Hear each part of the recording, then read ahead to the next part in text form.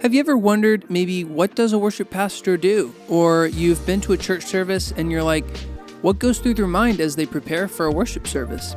Well, if you've ever wondered anything like that, I think that today's podcast is for you. So with that in mind, welcome to the Pure Heart Church podcast. I am Zach Good. I get the awesome opportunity to be the producer on this podcast. And I think that whether you're part of our church community or you're just tuning in, there's going to be something here for you today. So with that in mind, let's jump right in with our hosts, Heath Bottomley and Matt Nystrom. Thanks for joining us for the Pure Heart Church podcast. What we love about getting the opportunity to do this is we give you a behind-the-scenes look at all the cool things that are happening at Pure Heart Church, and also just a way to get to know some of the team members, but also just the why we do what we do, and covering topics that apply to just about everyone across the board in some way or another. It's a great way to get personal with the overarching community of Pure Heart, and so we're just grateful that you're joining us. Because that's the thing is we're wanting to have fun with this, No, I think, absolutely. We do get into sometimes some deeper topics, but at the end of the day, it's like, hey, let's have fun as believers. Let's have fun and share our human experiences. Yeah, and talk about things that are timely, talk about things that are happening that we're all experiencing, we're all experiencing the fact that right now it's starting to get warm because summer is hitting us, which if you live in Arizona, it gets hot. And then you just basically hole up in any place that has air conditioning for 3 months. But there is something that I think that some people on our team, they are I believe that they are human beings, but they must have gotten a different genetic makeup than mine, because I see them all summer round, like walking around with like hoodies on. Mm-hmm. Oh yeah, we were talking about this. Like hats that are beanies and stuff. And I just go, I can't do this. It's too hot. I can't. It's too hot. So in all fairness, in some places, a lot of indoor places will overcompensate with the air conditioning. So every time you go in someplace, you're actually freezing. Yeah. I know, we go to Experience Conference in September in Orlando. Nice. You go outside and it's muggy and 90 some odd degrees or whatever, and you feel like you might die. Yeah. But then you go inside and you literally need a jacket because it is so cold. Yeah. They just crank down the air. That's true. But one of the things that I noticed that's kind of weird is I remember growing up, and I think when you're little, you remember growing up? That's a helpful thing to remember. Yeah, that was. I do remember growing up. That wasn't completely scarred from my memory. Yeah, amnesia. I actually knew someone that didn't remember their growing up, which was interesting. Yeah. Feels like that would be necessary. But I remember being summer. I never remember being warm and being like, oh, it's too hot, because I was always outside playing and everything like that. And you're making the most of summer vacation. And you grew up in? I grew up in South Texas. And so that's muggy. Yeah. And so it could be 90, 100 degrees or whatever, but 80% humidity. Yeah. It's like walking through hot water. Ugh. And it's just, you feel, now I'm like, that's gross. But growing up, I didn't remember any of that. It didn't dawn on me that's it's hot, but it didn't seem like anything. And you would do that all summer. Oh, yeah. Now, what's weird is that nowadays it feels like what's allotted for summer for schools or whatever is slowly shrinking. It is my daughter's school. She goes to a charter school, and it was July 28th. Or something like that. They were coming back to school, and I'm like, this is July. It's supposed to be another month of summer. It seemed like as a kid. Yes, because growing up, and I remember this. Thank you for pointing that out. So my birthday is on August 20th. Make a note of it, and I'm registered at various locations. But my birthday is August 20th, and growing up, I never got to celebrate my birthday at school. Because school always started after that. Sure. And so now I see my kids going, yes, at the end of July, they're gearing up in August, they're already in school. And they're even talking about actually making less, starting earlier and everything, which would minimize the amount. It becomes that year-round school or whatever. And I don't know how I feel about that. Yeah, because as a kid, summer vacation was, it seemed like an eternity. But that was what you looked forward to. I get the break for summer. As I think about the flip side of that, though, as now I became a parent, I go, what do people do with their kids during the summer? My mom, she stayed at home, stay-at-home mom. But again, we've talked about prices of cars, price of rent, things can be expensive nowadays. And a lot of times people need to do 2-income homes. It's like, what do I do with my kid? And there is, maybe you're at a business or something, or a place where they're family friendly or something like that. We had the summer daycare thing when my daughter was younger that I could bring her over here at the church. But like even summer school stuff, it's expensive. It was $250 a week or something like that. So $1,000 extra a month. We were going to have to come up for summer school. And I'm like, so we're not going on vacation, I guess, because that's. See, these are struggles of a good parent. I was like, hey, there's a backyard. Have fun. It's like. No one's home, but it's fine. What should we do? You got rocks in the back. Throw them at each other. Yeah. I mean, you're entertain yourself. I'm sure something will come to you. But no, as a good parent as you are and everything, thinking through the dynamic of, so what are my kids going to do? What do I do with it? I have to go to work, double income family, everything like that. Summer camps or whatever, activities. Yeah. But I still think that, there's something magical about summer that I don't want my kids to miss out on. There was that whole thing of just that break too of, coming back from summer, and it's like you'd run into your friends and so much had changed, it's like, it was a different life, That's true. You would share your experiences from summer, and it's like, it feels like an eternity since I've seen you. It's been 3 months. It also gave you a reset point where you're like, I can finally be cool. Or what? Yeah, you have a chance. It's I'm like, I had 3 months to work on it. Like, I'm coming back. And then, first couple days, you're like, nope. You imagine walking back into school in slow motion, and stuff. And you've got the look, you've got the clothes, everything. Because you also got new school clothes, That's true. And so that was a big deal. And, there was also those age breaks where it's like, hey, I've sprouted, I've grown 3 inches, or whatever. And it's like, so, and then, but inevitably, everyone else would come back taller too, and you'd still be the short kid in class. The thing I actually feel, for the kids, I go, okay, I feel for the kids, right? Don't you love how personal trauma just slips out? And we just gloss by it. Just gloss by it. That's, laughs. And, you have to keep laughing. You have to, or you cry. But the one thing obviously for the kids, I'm like, hey, being a kid where now I haven't been a teacher. I've taught in different environments, but not as like a teacher. And that's a calling. I mean, especially in some states, I know, the income that comes from a job like that, or the supplies for certain school districts. And that's why we have School Connect that's trying to help lean into businesses and churches and stuff, partner with some of these, underfunded, struggling school environments. But these teachers, I just go, they would have to work all year. Yeah. Like, I think for their own mental health, some of them probably need that 2-3 months to just go, just a break, but I don't know. Maybe it's better for the teachers. Maybe they've already talked about that, and that's maybe the push. But that could be. Yeah, it's just a weird dynamic. It's a shift, and I don't know if I fully wrap my head around how I feel about it. Yeah. So we're just going to take the summer off here at Pure Heart Church, just in the. Yeah, and I'm going to cherish all 104 days of summer vacation. Oh yeah, that wouldn't be crazy. Yeah. Yeah. Or it's however many days it is now, but yeah. Yeah. But we got an awesome podcast for you guys today. So much good stuff. Check it out. Well, I have the pleasure of being here with Brenna, who we've already had some wonderful conversations with Brenna, but someone new to the podcast is Michael Sainz, in which I had to make sure I was saying that correctly, because even though we've hung out now for, how long have you been on staff? It's been over a year, right? Yeah, about a year and a half. Okay, and but I hardly ever call you by your first and last name because you're not one of my kids, first off. So, although I was talking to Carson and calling him Carson Douglas Dan, which now it's on the podcast that everyone knows his middle name is Douglas. Douglas. So Perfect. I expect that to be heard a lot more. But yeah, so you guys are both here, and you're probably wondering why. Okay, maybe not. Really, I just wanted to kind of get more familiar with each of you guys. Some may know you really well, and others may not really know anything about you other than, hey, you look familiar. I see you pretty regularly. What do you do? So I'm not even going to ask you what you do yet, but actually more going, Michael, where are you from? Yeah, so originally I was born and raised out on Long Island in New York. And then right after college, I moved to the Buffalo area, and I lived there till I came here. Wow. Yeah, so New York all the way. So I don't hear any accent or... Yeah, I'm the only one in my family.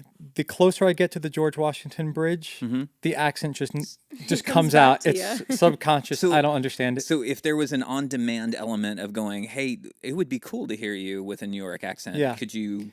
I would have to either be extremely tired or hungry. Okay. Or angry.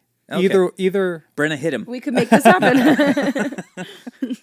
Awesome. I did not. I mean, I remember it was back east, but I didn't know. So Buffalo. Yeah. So we were like an hour and a half south of Buffalo, like 3 hours east of Ohio, and 20 minutes from Pennsylvania. So we were right there on that New York PA borderline. Yeah. All the way out rural? west. Is that? Yeah, absolutely. Okay. It's all country, farms, blue collar. Yeah. Mm-hmm. Nothing like when people hear New York, they automatically assume the city. I'm walking here. Yeah. Like that. Yeah, but that is not the majority of the state. Huh. Yeah.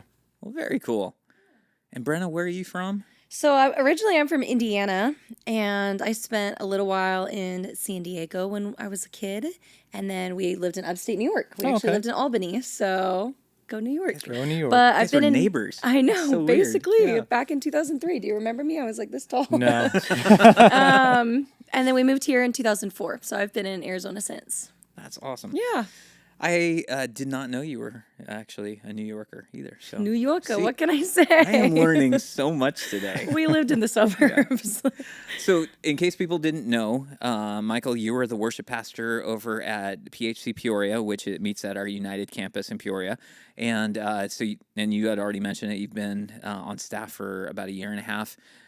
So, how did you end up, or how did you connect with the Peoria campus? Yeah, so when we moved to Arizona, we pastored for about 17, 18 years back in New York. We were the senior pastors of our church for 9. And that's you and Gina. Correct, yeah, my wife Gina.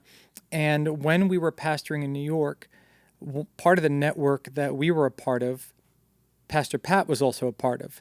So we've known each other for about 6.5, 7 years now. We've come to Phoenix to minister at his old church, and he came to New York. We both went to Israel together. And so it was a bit of a drive when we first moved because we lived in Buckeye. So to get from Buckeye to the church on a weekly basis was quite a hike. Mm-hmm. But we felt comfortable because we already had a relationship established with Pat and Sharonda. And so we tried out Pure Heart Peoria, and we just absolutely loved the church, loved the community there, and so we took that hour drive one way every week. Oh, man. Yeah. So that was awesome. That's great. And now, Brenna, you've been here basically your entire life. Yeah, pretty much. Like, do you remember coming to Pure Heart? So, yeah, I've been here since I was 12, so back in 2012. That's when you first met Matt, right? That is when I first met Matt. Yeah. I did meet him my first year coming here. Yeah, I was not raised in a Christian home or anything like that. Had a pretty troubled home life growing up. And after some certain circumstances had happened, my dad was raising us just as a single dad. And I had some friends who were just encouraging me to go to youth group with them. And so I started going to youth group with a few of my friends just while I was in middle school. And after one particular service, I just got really interested. And I remember coming home and asking my dad if we could go to church and having no idea if he was going to be on board or if it was going to be a hard pass. He was raised LDS, so I just didn't know what box he had for church and what kind of experiences he was walking in with. But surprisingly, he said yes. We tried out a few churches. I think Pure Heart was the third church that we went to. And that very first sermon that my dad heard, he actually rededicated his life to Christ. Nice. It was really powerful. So we both found God here. We both got baptized here. And now I have the opportunity to be on staff here, which is really cool. That's cool. And which, in case a listener doesn't realize, you are one of the worship pastors here for Glendale campus and for PHC Central, yes. Which also means that you give direct oversight to Next Gen Heart Youth worship as well. Yes, I'm with all the kiddos and all the teenagers, and it's the best place to be. It's so fun. And what's cool is we get the opportunity because it's multifaceted. Like, you're involved in the online campus, you're here for adult ministries and Glendale campus and everything like that. So, which is phenomenal. But both of you have unique teams that you're leading on a regular basis. So I might have to give you a minute or so to think about it. But, like, what is the most, I'm going to say, especially with youth, you probably get a bunch of this. What's the most bizarre situation that you've had, the weirdest situation that you've had with someone, a volunteer or someone on your team, something that happens that you were just like, that's weird? I'll start. So one of the things that caught me off guard the most, actually, it was Matt.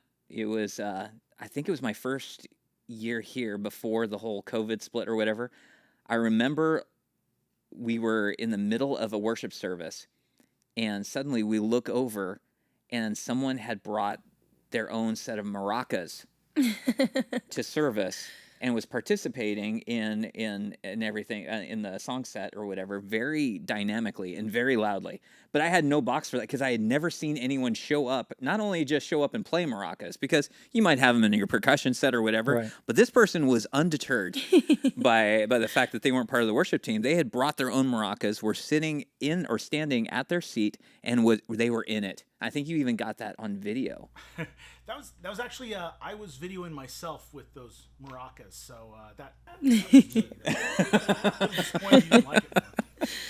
So I just wanted to bring that up because, I haven't seen you play the maracas since. And so I'm like troubled by, was it something I said? Or I love that. My maraca felt like I was right on with that. But that was the most, I had no box for that because Yeah. I had never seen that just in a service during that or whatever. Yeah. What about you guys? Anything that just ever kind of like, what? I've never seen that before. Oh man. I think what's really interesting and sometimes what's really fun about working with Next Gen is you are teaching kids how to worship. A lot of them, they don't come from Christian homes, or they just don't really know how to make worship their own. And so a lot of what we do is we're teaching them, we're showing them what it looks like to worship. But at the end of the day, they're still kids. So sometimes they just do things that kids do. So I've definitely had a couple times where, we're in a very worshipful moment and I'll look down and I will see a kid with like a full like Nintendo Switch out, like just playing. We've had kids This is how I worship. We've Yeah. had middle schoolers during our worship night, like playing tag in the back, which is just so funny. But they're being kids. Yeah, they're just being kids. And I'm glad that they're doing it here. But it's just funny moments like that where you can be so in the spirit and you look up and you're like, oh, you are not. Yeah. It's funny. Well, I haven't really had, thankfully, any experiences like that here, but I will Yet. bring, yet is the key word, but I'll throw Challenge an OG accepted. example out. It was like a Sunday morning. Things were they're always busy, crazy. We're back in New York, and I'm making my way to the stage. Service is about to start. And this guy who I've never met before comes up to me, says, hey, I have a tambourine. Can I play a tambourine? And we had like a super strict, like no tambourine No rule. unauthorized tambourine. Yeah, no unauthorized instruments. Just because we had crowd mics and that stuff gets picked up and just becomes a distraction. So, but I kind of just like brushed him off and thought that somebody else in the team was going to deal with him because I was gonna. And so we start worship, and all of a sudden this guy walks up on stage, all like 4'8" of him, and all of a sudden he gets the tambourine out and he's like doing all these dance Choreography, moves, yeah. dead center of the stage, and I'm looking at my team. I'm like, somebody come get this guy. Thankfully, they did. We never saw him again.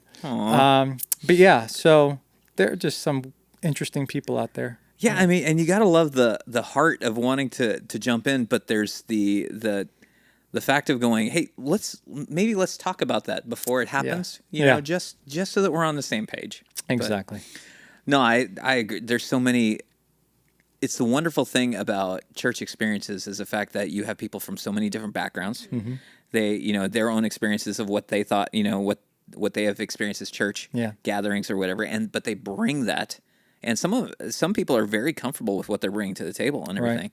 Right. But the diversity of that affects, how you lead teams. Right. And so, like, between both of you, like, what's your favorite thing about leading volunteer teams in worship settings? Whoever wants to go first. I think for me, I just love seeing, especially with younger people, because that's primarily who I'm primarily who I'm leading out on my team. I would say that watching someone go from maybe shy or just unsure of themselves, that uncertainty, and then growing in godly confidence in their giftings, because so many students come in and they're so gifted, but they're just so insecure in it.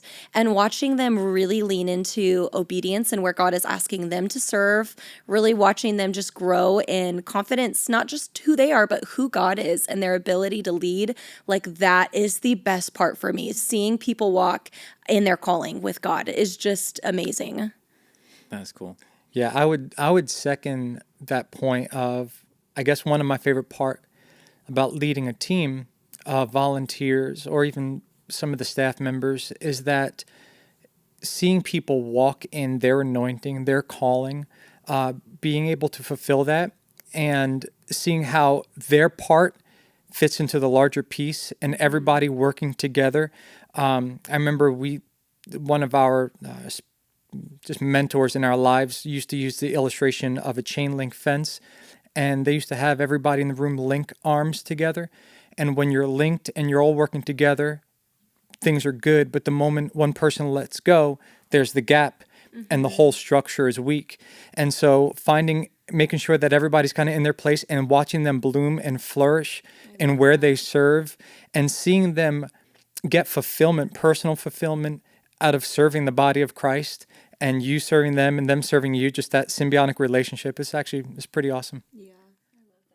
I had a mental picture of people playing Red Rover while you were talking about that. So I was with you 100%. Yeah. But no, I agree. I think that there's a dynamic that you get with teams, people who are like, no, I want to be here. I'm willing to put in time and energy to serve because they believe with all their heart that what they're doing matters. Yeah. There's something very special about that you don't get in any other atmosphere or, in any other way except in that dynamic of serving together in a team at church, for the glory of God.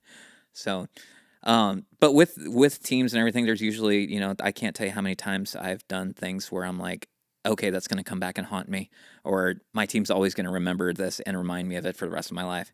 I know one time, so early on when I started leading worship, and when I started leading worship with a team and everything, it was a weird thing because we had a band that would go and play out at bars, pubs, and different places, and we'd do that on circuit around town. And I remember it was Pure Heart, actually. I knew the youth pastor at that point. She called me up and said, "Hey, would your band be interested in leading the music for youth?" I'm like, "So doing your church songs for the service?" And she's like, "Yeah." I'm like, yeah, I guess that's kind of weird, or whatever. But I remember one of the first times that we came in and did that, because we had been used to playing in those different conditions and situations and stuff. I remember the first time that we finished our first song, and everyone was clapping and everything like that. And I remember stepping up to the microphone and going, "Thank you." And because in my head I'm like, that's what people did. They applauded for at the end of the song or whatever, and then right afterwards just going, "Oh no." And of course my team made sure that they reminded me of that as often as possible. But I'm sure there's things that you like, what's the most not to like make it to where no one's ever going to stop remembering it, but like have you ever done something like that where it's just like, okay, that's going to stick with me? Air your dirty laundry. Most embarrassing moment. Brenna doesn't want to share. Gosh, most embarrassing moment. I mean, I have quite a few. I think a lot of it were inside jokes with the teams that I served on. Like I tend to say, "Come on," a lot. So like they would count throughout a service how many times. And sometimes the people in the booth would put on the confidence monitor on the message, and it would just be a running number of how many times I said, "Come on." So, and then it's in your head. And then it's in my head. And every time I say it to this day, I'm like, oh, there it is. There's another one. And so not really embarrassing, but kind of one of those inside jokes that most other people probably don't pay attention to. Now you guys will. Yeah. Now we will. Now you guys Now will. we're going to count. Yeah. So I'm going to actually awesome. go back on all the live feeds. Absolutely. Got to counting. watch. Yep. Yeah. It's pretty awesome. That's so good. I have a lot of embarrassing moments, which I think was my face. I was like reliving them all. I'll tell you the most recent one. So we had UR conference, which is our youth's conference. We had the opportunity to partner with another church here in the Valley called Love International. And this conference was incredible. And on the last night of conference, we have a really dynamic and charismatic speaker. His name is Josh Minton. And we've had him speak with us before at summer camps. Our students love him, but he is just kind of an off the walls kind of guy. Like if the Spirit is moving in one way, he's not going to ask for permission. He's just going to do things. And I love that about him. So right before his message, he asks, he's like, do you guys have like bags of garbage that I could use? Not the most common request. And so they bring him bags of garbage. And that morning we had a cereal bar for our students. And they're just dripping with like old milk. Oh. Like just these really gross garbage bags. I don't know why we didn't just get some garbage bags and fill them with paper or something. But they brought him actual garbage. And we weren't at Pure Heart, we were at Love, and their TV upstairs in the green room got disconnected, and so we couldn't hear the live feed of the message. And so I decided I'll go downstairs, I'll go to the door that leads from the green room down to the stage. That way I can listen to the message and I can hear our cue to come back out for worship. Well, I had no idea about the garbage situation on the stage, or that during his message, as part of the sermon illustration, he was going to rip that door open and he was going to throw the garbage bags filled with actual garbage back there. And so I just hear his voice getting closer and closer to the door, and I'm realizing, oh, he's going to open this door. So I really quickly just duck behind the door. He swings it open. It like jams my feet because I'm behind the door now by this point, and I'm just stuck there. And he's throwing garbage. I had like a tea back there. I had my phone covered in garbage now. Yeah. And I was so embarrassed, and I was just so like out of it. And then 20 minutes later, I got to go on stage and lead worship. Well, at least you weren't covered in old milk. And, right. like, my toe was like a little Loops. broken, but it was fine. It was hobbled. It was jump as much. A little embarrassing, but very funny. That's great. Well, I mean, you do this over time, and I mean, stuff just happens, Yeah. And some stuff you adapt to in the moment, but some stuff, it's just like, there's this element that we always talk about as a team, but the term quicksand, like one thing goes wrong, and then it makes you uncertain, and then the next thing goes wrong, and then before you know it, the more you're trying to like fix or whatever, say if you're playing the tracks, what a lot of people may not realize is that in our ears, when we're doing this, we operate with a click track and with tracks and everything going on that's in our ears to keep us all in sync and in time or whatever. Nobody else hears that. No one else hears the cues of going, verse 1, 2, or whatever. Verse 2, 3, 4, not 1, 2, 3. But there's times where one thing starts going and you're trying to correct, or maybe you're not on or whatever, and it actually ends up doing the exact opposite. You get worse, or more things start happening, and you start spiraling. So in the moments where everything goes wrong and everything, what do you do? Do you like go to a happy place? Or have you just stopped and said, we're going to start over? I mean, do you have a go-to thing of this is what we're doing? I know for me, whether it's click tracks or something's wrong with sound or lyrics, I'll usually kind of motion to either the MD running tracks or whatever it is and just tell them to cut it. Mm-hmm. We're going to keep on going down. So in the moments where things are going wrong, let's strip everything back and come back to the most foundational and simplest form of what we're doing. So that way we try not to disengage the congregation as much as possible, even though in our ears and in our minds, it's a train wreck. It's a train wreck. Yeah. But 98% of the time, the people can't tell. Right. So I try to keep it in a situation where worship can still move forward, even if that means stripping it all back. Let's go simple for the next moment, and hopefully we can get back on track with the next song. That's good. Yeah. That's because I remember someone telling me, they're like, most of us don't know it's a mistake until we see the reaction on your face. Which of course, at that point I'm sure it looked like sheer terror when something goes sideways with me. But yeah, I totally agree. I feel like just stopping tracks is the biggest thing, continuing to move on with the set in the least distracting way, because the last thing that I want to do is distract somebody, take them out of a place of worship because I am panicking internally. We had kind of a fun thing happen a few weeks ago at youth. At the very top of a service, our tracks did not start. And this is a very track heavy song. There was no way we were playing this song without tracks. It was like an elevation rhythm song that had a bunch of synthy stuff that we just really could not accomplish live. And so it's at the top of the set. And actually what ended up happening is in the moment when things were going wrong, my team just adapted really well. The youth team, John Spooner just came up and he just started doing announcements and gave us the time and the margin to figure out what we needed to figure out to then get worship going in a way that was going to be uninterrupted and not awkward or anything. So you do what you can in the moment, but also like you lean on the people around you. I was so grateful in that moment for just a team that was sensitive and paying attention and able to just jump in and take charge. So shout out to Spooner because he killed it. And that's not something that everyone gets, is that that being intuitive, and that's part of the leadership side of it. You know, we forget or some people go, well, you're just up there singing songs. No, you're leading a room, you're leading a moment, you're guiding and directing people and sensing what the Spirit is doing in the moment, and also where people are at, the people that you're tasked with leading. Like, and we've had this conversation as teams and everything going, you can worship anywhere and in many different ways. You know, you can, how you live your life, how your thought life, all these things are worship, you know. But in that moment and everything, what you're tasked with is leading, you know, in conjunction with worshiping. And it's amazing how oftentimes there's a temptation, I know with me or whatever, to focus on the performance side, which I believe is an essential part. I believe that there is something going, you want to perform, you want to bring your best and everything.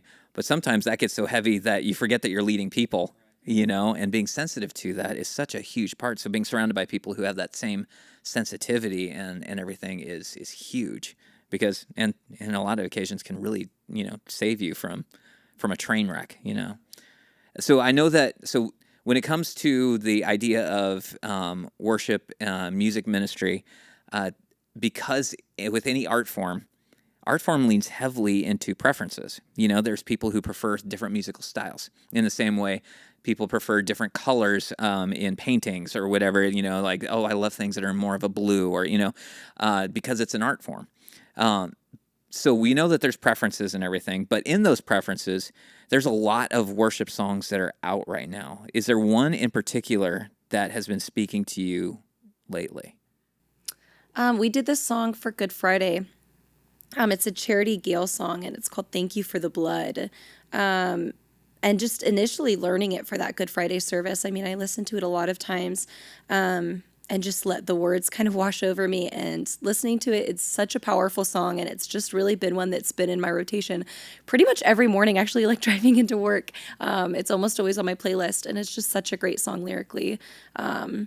And just like really postures you in a place of gratitude. It's one of those great songs to just start off your day and like really kind of humble you and get you in the right heart space to go interact with people and love people, if that makes sense.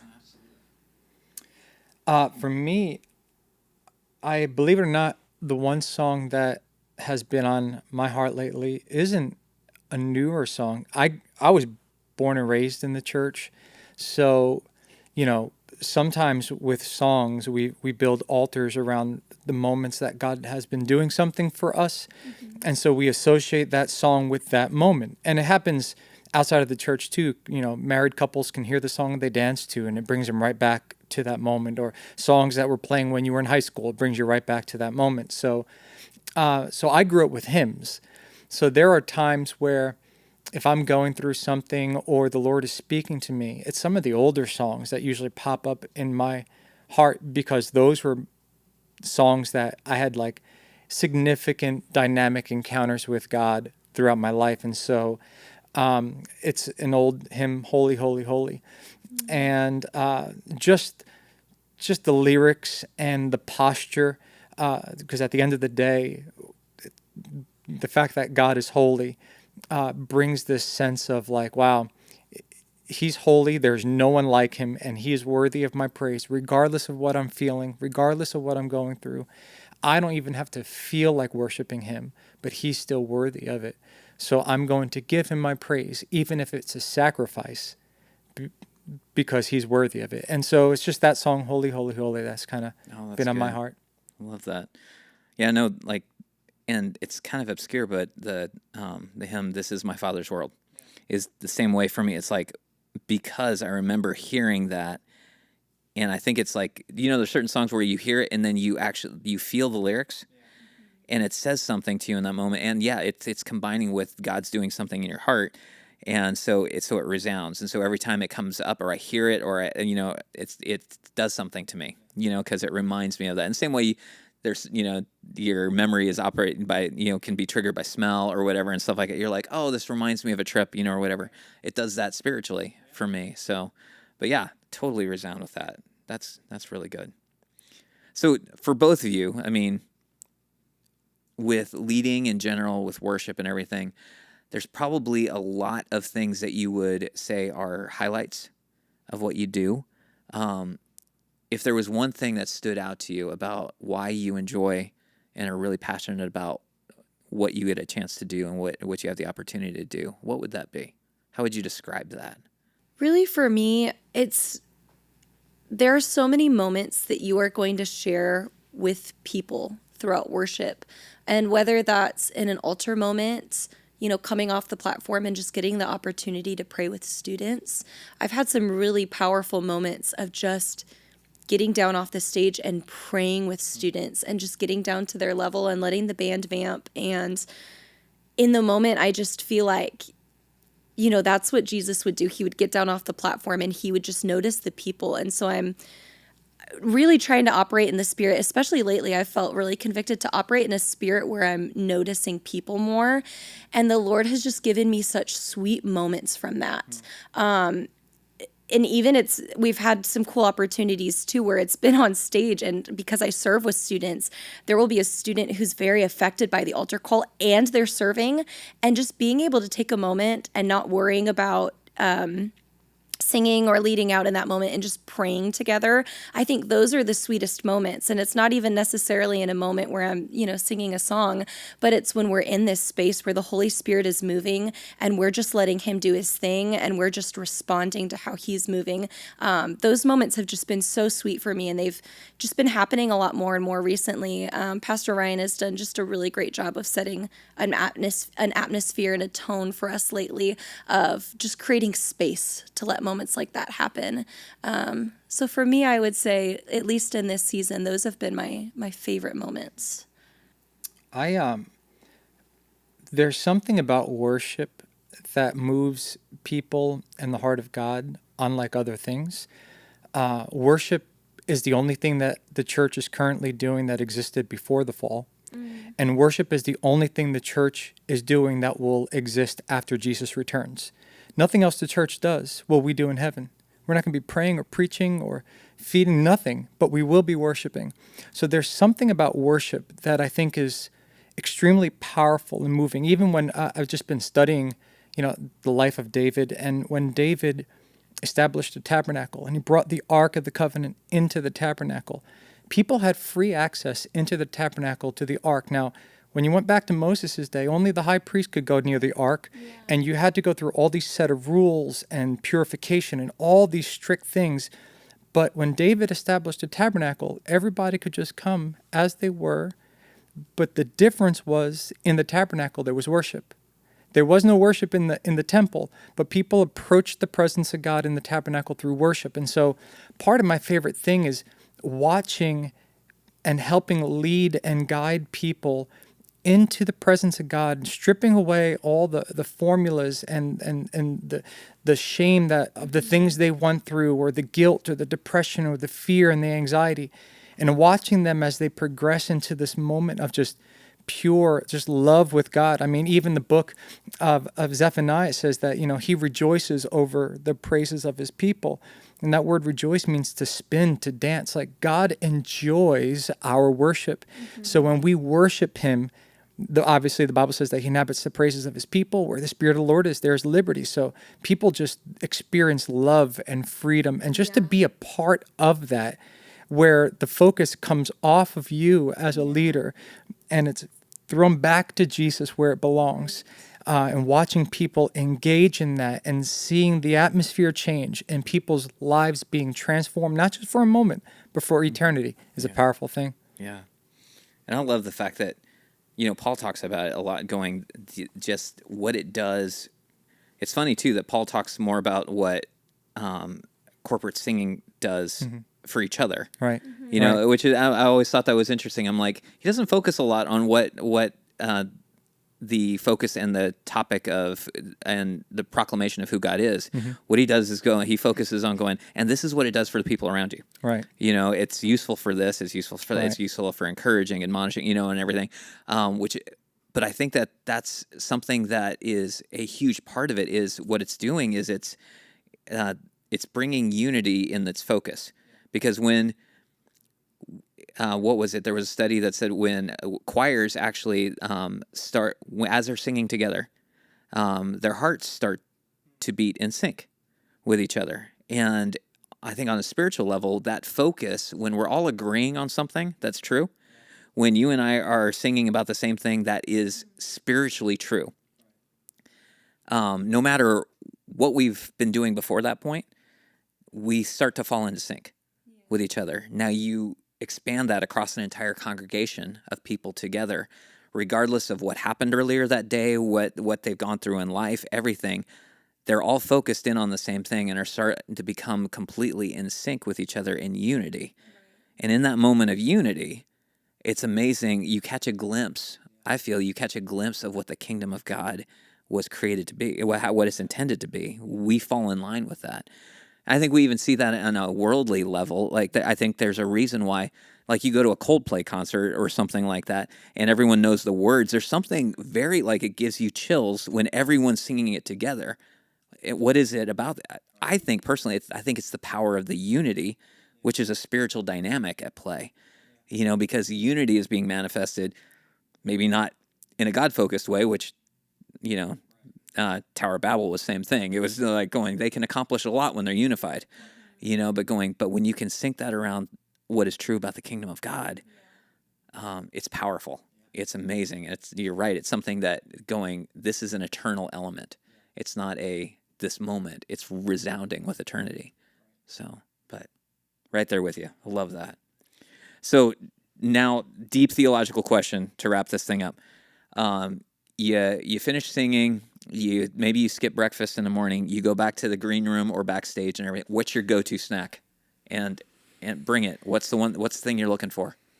Okay, my go-to snack in a green room specifically has to be just plain Lay's potato chips. Fun fact, it's really good for your voice because it has all of these oils and it just kind of coats your throat, which sounds gross to say, but that is always my go-to. And then either a Coke Zero, a coffee, a Celsius. I need something with caffeine because very likely if I'm finishing up a worship set, I was just jumping around with a bunch of middle school and high schoolers and I'm tired, so I need some energy. And what's funny is that everyone tells you coffee is the worst thing that you can drink for your voice or whatever, but I'm like, trust me not having coffee is worse. It's even worse. Yeah. No, I get the Lay's potato chips. And what's funny is that how many times people are like, "Oh, I got to drink some water. I got to drink some water or whatever." I'm like, water won't affect your voice unless you drank it yesterday. Right. You got to hydrate the day before. You got to hydrate the day before. But yeah, the Lay's potato chips, that thing or whatever, it's just the coating. It really helps. Yeah, it's my go-to. What about you, Michael? S'mores Pop-Tarts. Ooh. They are my go-to if they're not available. Hot or cold? Well, I prefer them warm, but I'll eat them anyway. Even my son Evan loves to put them in the freezer and eat them like that. Yeah, so I love s'mores Pop-Tarts. And then if it's available and close, pizza. Then again, that is my go-to food at any moment, at any day. Now I'm going to safely assume that we're talking New York style. Absolutely. Okay. Yeah. All right. Yeah. So since we're talking pizza, which is near and dear to my heart, is there a pizza place here in town? Yes. That's your go-to? My go-to it's out by Arrowhead. It's Ray's Pizza off of West Deer Valley and whatever that road is. It's 91st or whatever. It is. It's in a Fry's shopping center. It's right next to a gyro place or something. Yeah. Their pizza and wings, so good. The best I've had. Their wings, the best I've had since Buffalo, and the pizza is right on point. It's really good. I agree. Good. I love it. Federal Pizza I think it's on Central. so good. Specifically, the Casanova pizza.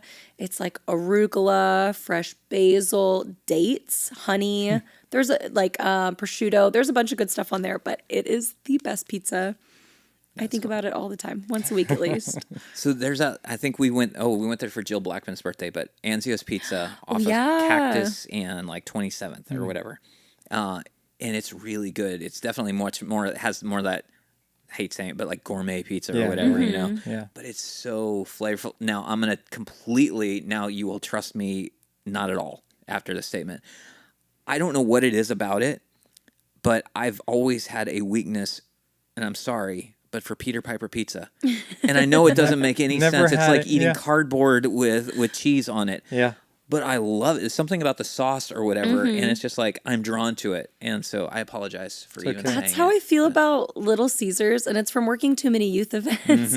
As long as it is like piping hot, Little Caesars is so good. That's true. Now you let it sit for like 10 minutes and it's disgusting. Yeah. But if Absolutely. it's like piping hot straight from Little Caesars, then I want it. I have that too. The deep dish from Pizza Hut, pepperoni. Oh, yeah. It brings me right back to college. I'd be playing chess and eating that pizza. And so, yeah, absolutely. We all have those. There are things that just like you develop these habits and then they become things that stick with you. So, and this is bizarre, and it's disgusting, and I hate even saying it, but you know the Jack in the Box tacos? Yeah. They are, okay, so they're not tacos. They're not. They shouldn't even be called that. They shouldn't even be called food, actually. They are absolutely disgusting if you actually like take them apart. Yeah. They're so gross, but so good. But I remember being like college age and everything like that, and we would end up at 2 a.m. or whatever. We'd, go, are you hungry? I could really eat, let's go grab something. And the only thing that's open of course. is Jack in the Box. And so you'd inevitably get the cheapest thing on the menu because you get 2 of them for $1, 2 tacos for $1. So it's like, we would do that. It would be years later and going right around, if I was up late or whatever, I'm going, I am so hungry. I could really go for Taco Bell tacos right now. Yeah. Disgusting as they may be. And in fact, I remember one time actually biting into one and someone hadn't taken the plastic off the cheese and biting into, it's like, there's nothing redemptive about this at all. Nothing. But I will still crave it. Yeah. Yeah. It's funny how that happens. Sickness. Yeah. It really is. Guys, thank you so much for hanging out, and hopefully everyone who is listening, they got to know you a little bit better, all the quirks that make us individuals. And thank you so much for your leadership and what you do, not only on the weekends, but throughout the week, and leaning in and leading our teams in such dynamic ways. So it's a privilege to have you guys on the team. And thank you so much for sharing this afternoon with us. Yeah, absolutely. What a great section. I get the awesome opportunity to actually play on the worship team with our worship pastors here at Pure Heart, and I can say that these guys are phenomenal worship leaders. They love Jesus, and they love their community here at Pure Heart, and they love you guys. And so we're so grateful that we got the opportunity to have them on this podcast and talk to them about what they do. And speaking of our worship team, our music director, Alex Friend, actually, before the service starts every time, he will tell us dad jokes. And so we're going to have him share some of those here with us today. So let's jump in to Heard It From a Friend. We're here with Alex Friend, who tells us stupid jokes. Like, ow. Is that our intro? Wow, Heath, that's That's cool. hurtful. Like, people thought they were so nice. I know. That's- Well, they were fooled. We're here with our good friend, Alex Friend, who tells us little figments of joy and happiness to spread about our day, just like some all of you figments. fathers out there do for your imagination. children because you love them. Okay. So And that's a nice intro. Let's take that again. Except more transparency and honesty. So Alex, bad jokes, do we have any? I mean, dad jokes, do we have any? Let's see, a little slip of the tongue. Yeah, one letter will make Yeah. a change. It really does. A little slip. Okay. I hate it when people say age is just a number. I do too, because I don't feel old. Yeah, it's a word too. Then is it a number? Yeah, that's good. It is Yeah. both. It is both. Yeah, Yeah. that's fair. Think about it. Okay. You can actually tell when it's getting cold outside. You can just go outside and it's cold. That's true. I usually think the exact same thing. Proven Yes. facts. Yes. Have we gotten into just like narrating life? That's a joke. That's a joke. Yeah, These right. are all helpful. I live in Phoenix. I don't know what that means. You're like a fortune cookie. It's like, is that really a fortune? Yeah. Yeah. That Okay. This is true. That could be yeah. if you run out of jokes, we could do like fortune cookie, like nuggets of wisdom with Alex Friend. Or not that. or anything but that. Anything. Yeah, you're just gonna go back to Laffy Taffy website. That's fine. If you run Exactly. Yeah. At least they love him there. out. They love him. They're one member. They're like he's our youngest and also weirdly our oldest feeling member. And our only. Hey, that's Hey, it's our fan. Hey, that's our fan. So I have three nephews, and but my dad, no nieces. We have my sister has a stepdaughter, but like I feel whatever, like this so- is like a math question. Yeah, it is. So I'm getting anyhow, ready. Getting my ready. dad says to my kid, he always says, "Hey, you're my favorite granddaughter." But she's technically like really the only like granddaughter. So yeah, it's kind of like that. It's like he's the oldest and the Unless youngest. there's a sordid past that you don't know about. Well, that's true. yeah. If, Yeah. you He's know, setting you up for- find me on yeah. ancestry.com. Yep. I've done DNA. That got awkward. Anyways, people give them for Nystrom's Christmas dad, gifts. if you're listening, or Yeah. granddad, yeah. Yeah. Or wait, My kid's granddad, my Okay, dad. yeah. Yeah. People give those for Christmas, which is you just go, that's not a they don't give do that, people. granddads It's like, for Christmas? no, they give like Yeah, a it's a DNA store. test for Christmas. It's like don't do that. granddads are us. You special order one. Speaking of, Speaking of, tell us more. do you know what you call an old snowman? Melted water. Clever. Unless I feel like it's still cold outside, then maybe Then you not. can just You go know how you outside. can tell? You can tell. Go outside, and it's cold. Yeah, so in Arizona, it'd be always water. Always. Yeah. Yeah. Arizona It's trying to like Only- make us Well, feel better. Southern Arizona, only like, has old snowmen. not Flagstaff. Yeah. Yeah. There's only old snowmen in Arizona. Oh, it's not. Yeah, that's fair. Thank you so much for tuning in with us on the Pure Heart Church podcast today. If you have any questions or if you maybe want to give some suggestions, things you want to hear us talk about, things like that, make sure you email podcast@pureheart.org, and we'd love to hear back from you. We also just want to let you know we are going to be posting these podcasts every Tuesday. So every Tuesday morning, we're going to have a new podcast available for you. So make sure that you follow us on your podcast streaming app or subscribe to our channel on YouTube so that you don't miss an episode. We've got a lot of awesome episodes planned for you guys, and we are so thankful for you. So we love you, Pure Heart family, and we will see you next week.